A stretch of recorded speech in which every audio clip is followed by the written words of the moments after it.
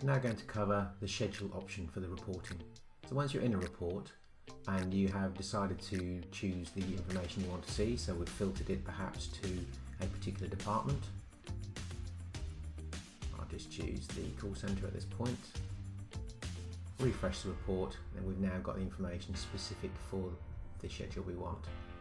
So click on the schedule option, choose to add or create a new task. So we're going to add it to a task. So our daily reports, we're going to give it a new name so we know what it's called. Click on that CC, choose as a PDF or a CSV and save.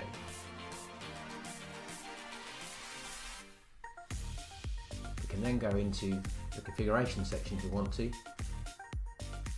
and remove or edit the scheduled tasks, and also if we need to delete the already scheduled reports. Back at the report, we're now going to look at how to create a new task. So all you have to do is create a new task and then give it a name. Once you've decided on the name, we just have to choose who we're going to send it to.